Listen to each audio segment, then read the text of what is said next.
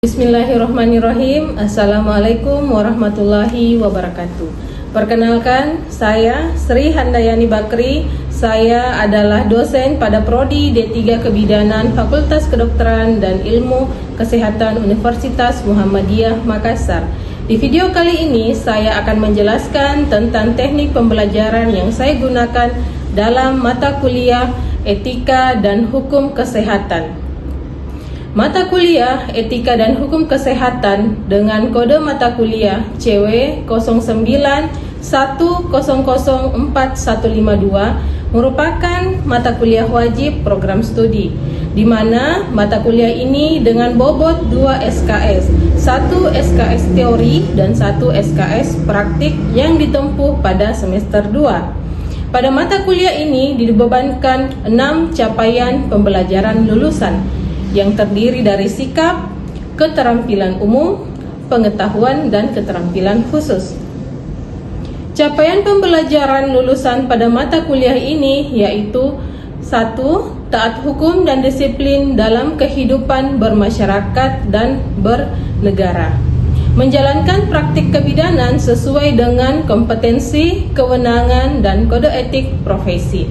Mampu memecahkan masalah pekerjaan dengan sifat dan konteks yang sesuai dengan bidang keahlian. Penerapannya didasarkan pada pemikiran yang logis, inovatif, dan bertanggung jawab atas hasil kerjanya secara mandiri. Menguasai pengetahuan faktual tentang perundang-undangan dalam praktik kebidanan.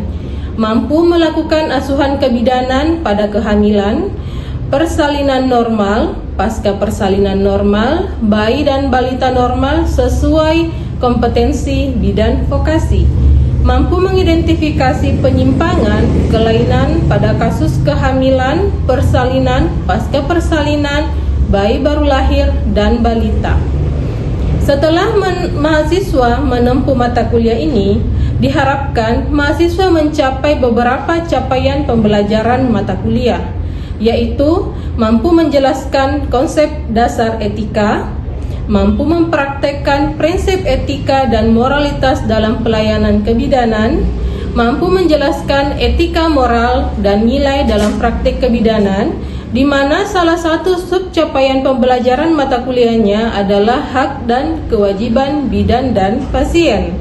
Mampu memahami standar praktik kebidanan, mampu menjelaskan standar pelayanan kebidanan, mampu menjelaskan aspek legal dan legislasi dalam pelayanan kebidanan, mampu menjelaskan peran dan fungsi majelis pertimbangan etika profesi, mampu menjelaskan hukum kesehatan dalam kebidanan, mampu mendiskusikan isu etik, moral, dan pengambilan keputusan dalam pelayanan kebidanan, mampu mendiskusikan peraturan perundang-undangan yang melandasi tugas, fungsi, dan praktik bidan.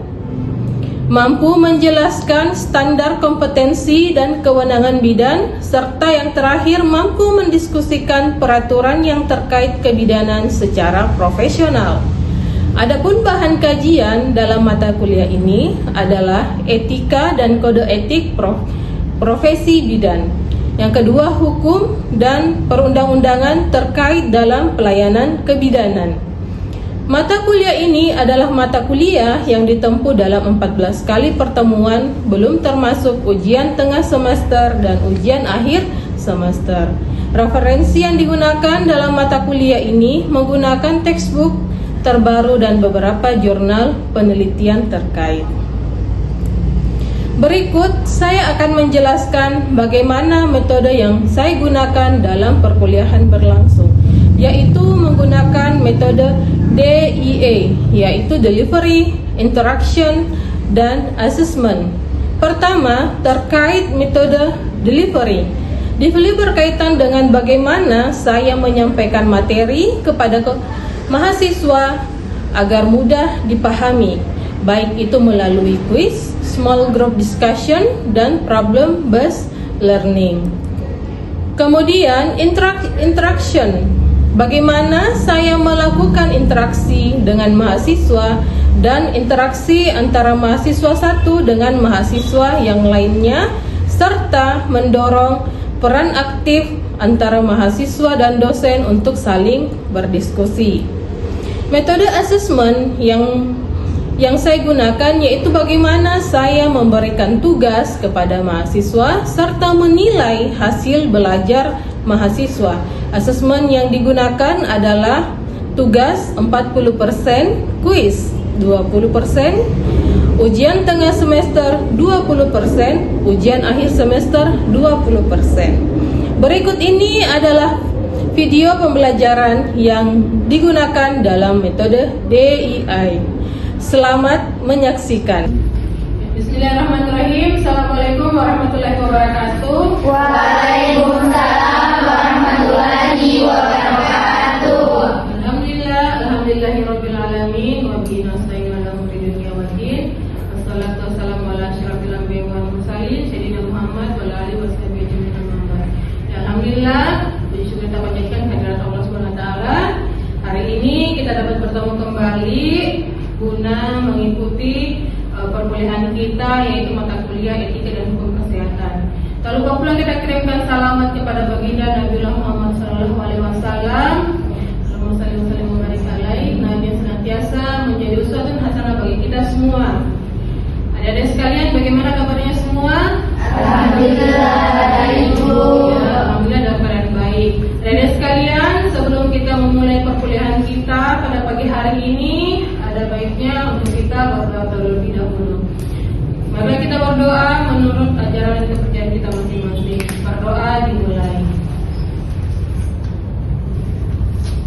Berdoa selesai.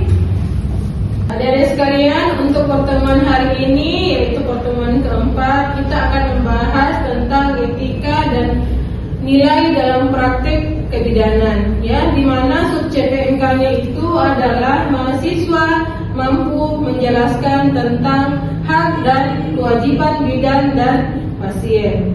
Ya, adik-adik sekalian, sebelum kita masuk ke materi untuk hari ini, mungkin Ibu akan mereview materi kita sebelumnya atau pekan yang lalu. Siap ya?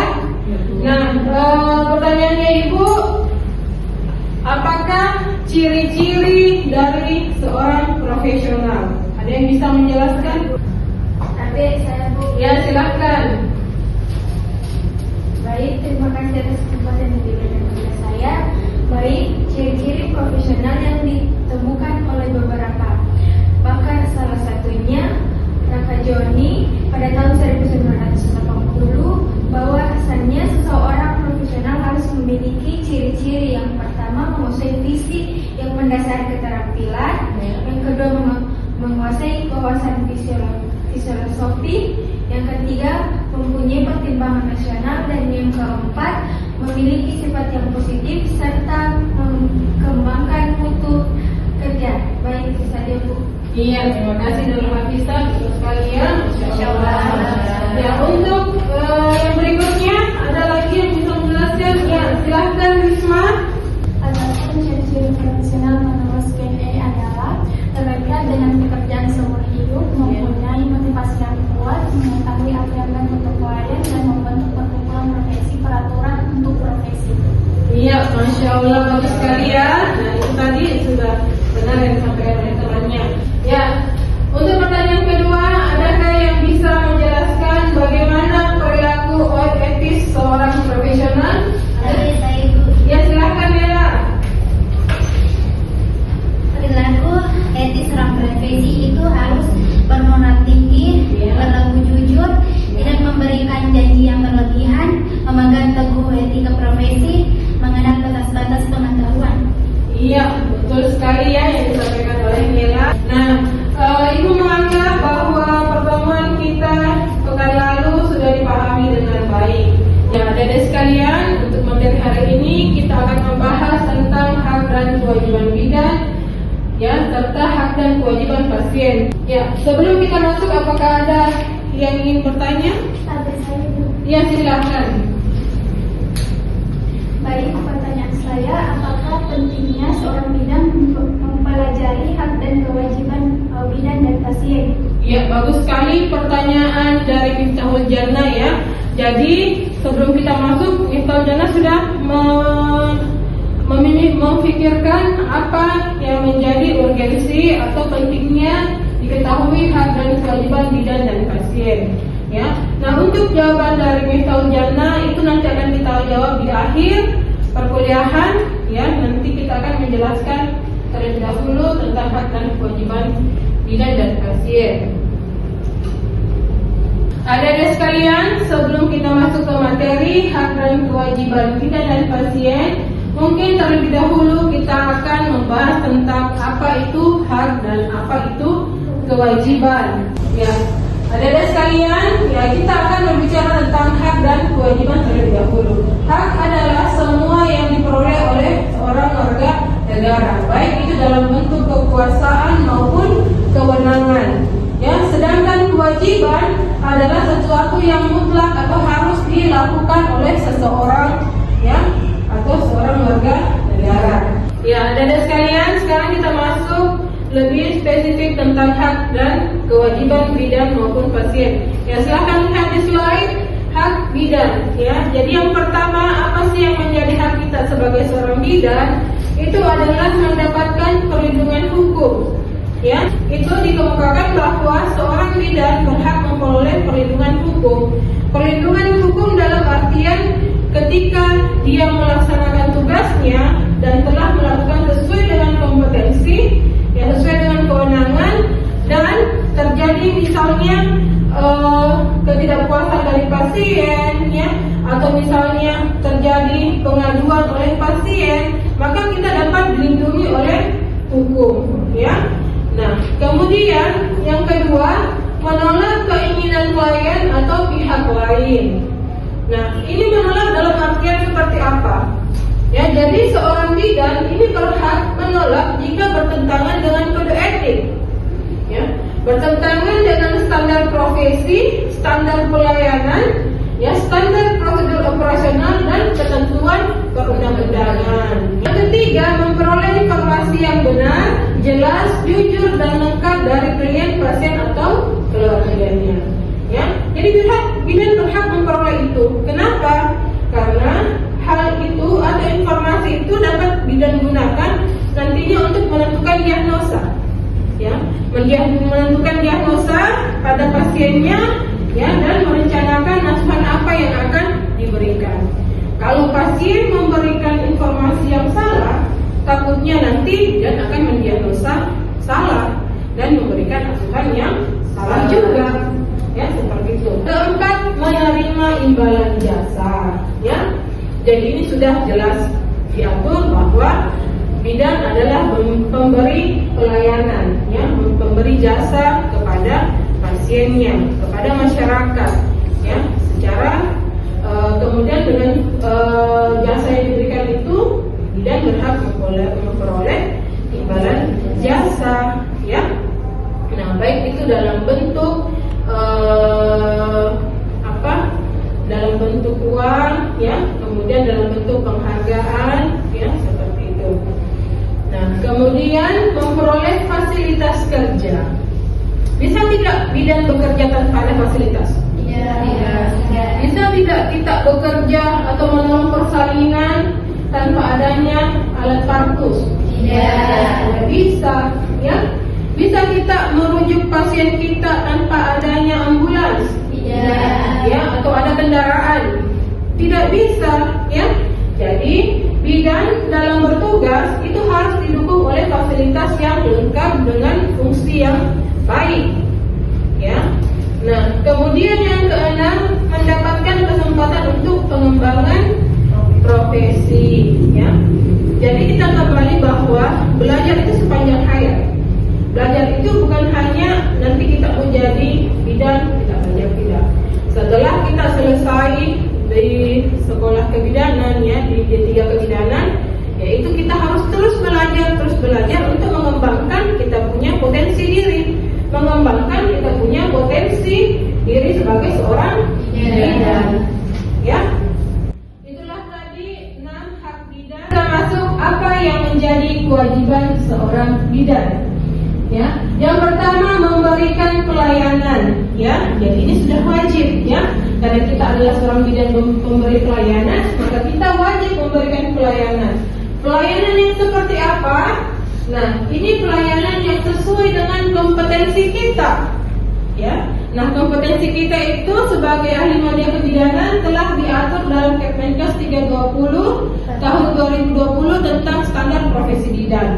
Ya, apa yang menjadi kompetensi kita dan apa yang bukan merupakan kompetensi dari kita sebagai ahli media kebidanan. Kemudian sesuai dengan kewenangan dan mematuhi kode etik, standar profesi, standar pelayanan profesi, dan standar prosedur operasional. Ya. Kemudian memberikan informasi yang benar. Informasi ini sangat dibutuhkan oleh pasien, betul tidak? Betul. Kadang-kadang pasien bertanya kepada kita, bidang keluhan saya itu apakah normal atau tidak? Ya kita temukan pasien seperti itu. Terus kita jawabnya apa? Apakah hanya menjawab, iya bu normal, iya bu tidak normal? Kan tidak. Ya, jadi kita menjelaskan apa yang terjadi pada pasien ya secara efisien, ya kemudian mudah dimengerti oleh pasien kita. Kemudian memperoleh persetujuan dari klien atau keluarganya atas tindakan yang diberikan. Ya, jadi ini wajib ya, bidan wajib memperoleh persetujuan. Ya, jadi kalau bidan ingin menolong persalinan, ya bidan itu wajib memperoleh. Jadi keluarga harus memberikan persetujuannya.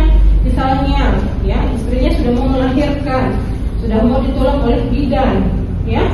Nah, keluarga ini wajib memberikan persetujuan pada tindakan tersebut. Kewajiban bidan yang berikutnya ini melakukan rujukan. Kapan bidan wajib melakukan rujukan? Nah, ini pada saat yang ditangani bidan bukanlah hal yang fisiologi, ya artinya kasus patologi yang bukan merupakan kewenangan bidan. Ya, nah di sini wajib bidan melakukan rujukan ke dokter atau ke fasilitas pelayanan yang lebih lengkap guna menyelamatkan jiwa atau nyawa pasien. Ya. Kemudian dokumentasi aspek kebidanan. Ya. Jadi setiap yang dilakukan oleh bidan itu wajib dicatat, ya, wajib dicatat baik identitasnya pasien, kemudian hasil pengkajiannya, ya, hasil pemeriksaan fisiknya, apa diagnosanya, ya, kemudian apa intervensi, apa implementasinya, dan bagaimana evaluasi dari tindakan. Itu wajib dicatat sebagai bentuk pendokumentasian yang nantinya dapat digunakan untuk pertanggungjawaban bidan dalam melakukan asuhan. Yang berikutnya menjaga kerahasiaan. Ya, bidan itu adalah sahabat perempuan, betul tidak? Betul. Kalau sahabat terus kita curhat dengan sahabat kita mengenai segala permasalahan kita, mau tidak kita dibongkar rahasianya? Tidak. Ya. Kemudian melaksanakan pelimpahan. Ya, jadi sini bidan wajib melaksanakan tindakan pelimpahan wewenang ya dari dokter sesuai dengan kompetensi dan kewenangan. Ya, itulah tadi kita telah membahas tentang apa yang menjadi hak dan kewajiban seorang bidan. Nah, sekarang kita akan masuk ke hak dan kewajiban dari seorang pasien. Ya, nah yang pertama itu adalah mendapat informasi. Ya, jadi hak seorang pasien itu adalah mendapatkan informasi. Informasi tentang apa? Di sini informasi tentang kesehatannya, ya, informasi tentang asuhan yang kita berikan. Kemudian meminta pendapat bidan lain. Ya, nah kadang pasien itu tidak puas dengan hanya satu penjelasan dari bidan.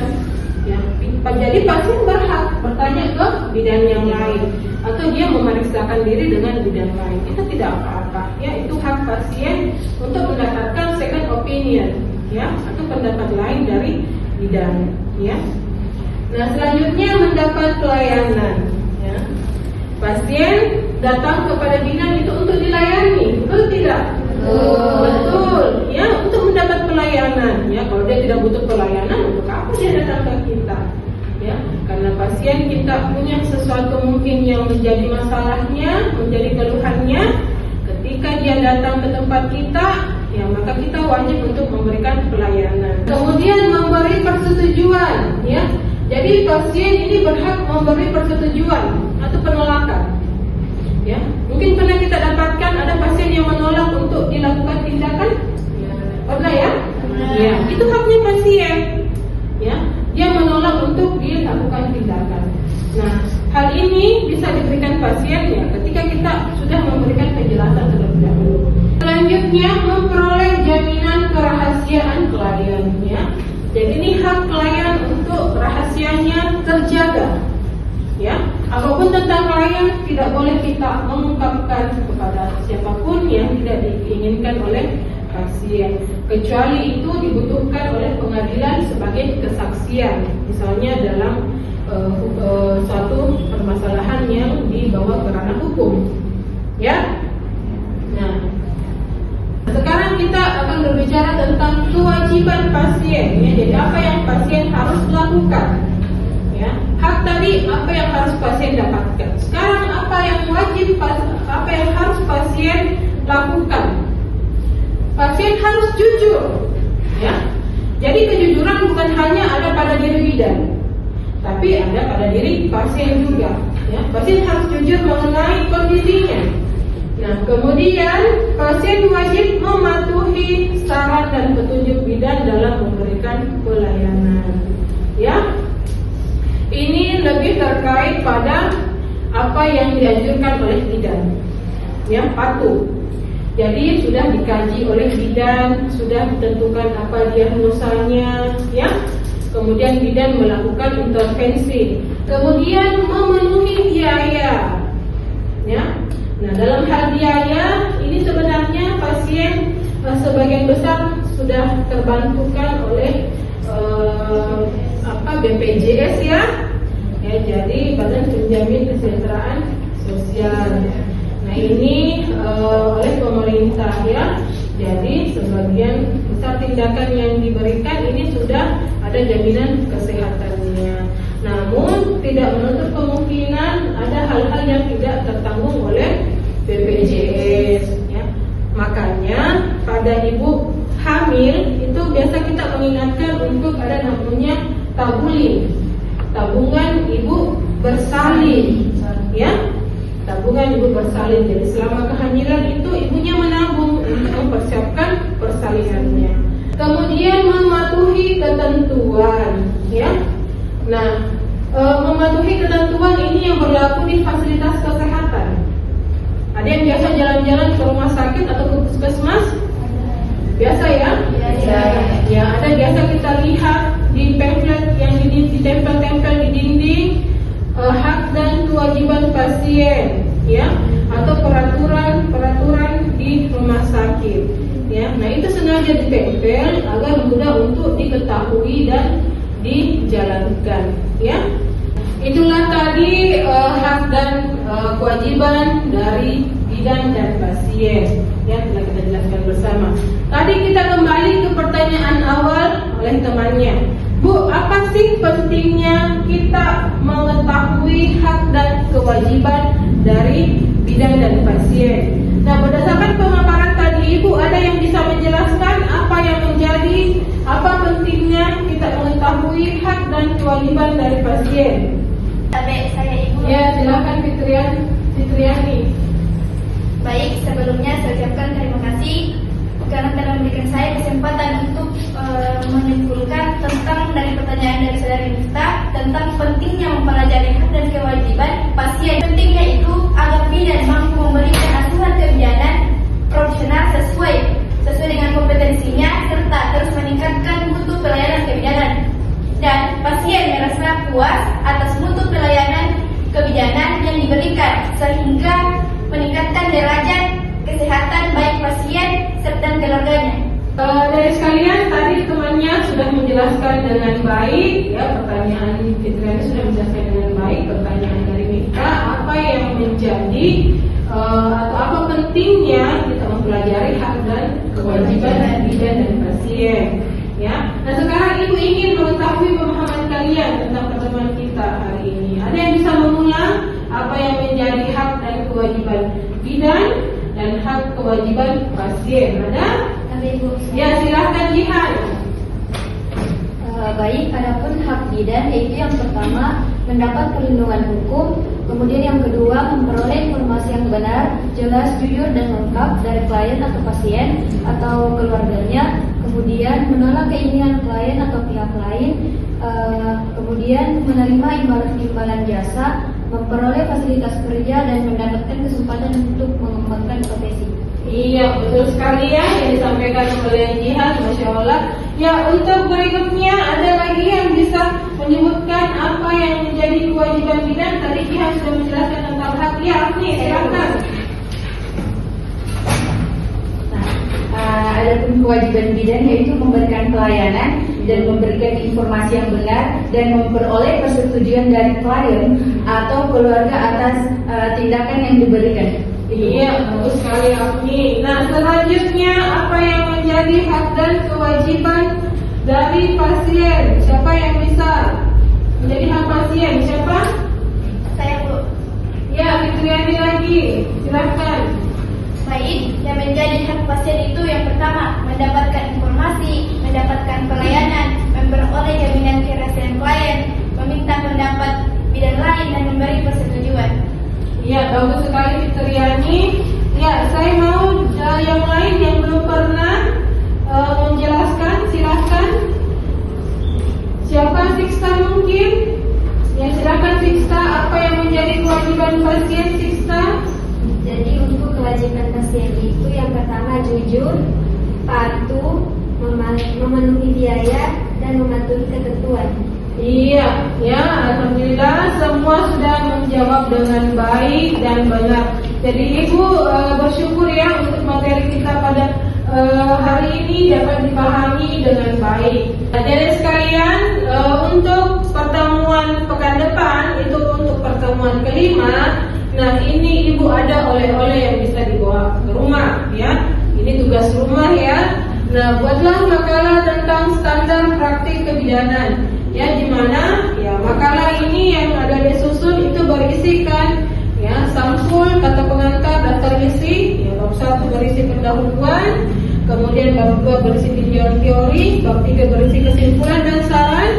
Ya, kemudian daftar pustaka ini referensinya minimal 5 referensi baik dari textbook maupun dari jurnal penelitian terkait ya. Nah, untuk referensi ini kita minimal 5 tahun terakhir ya agar referensi kita itu update ya.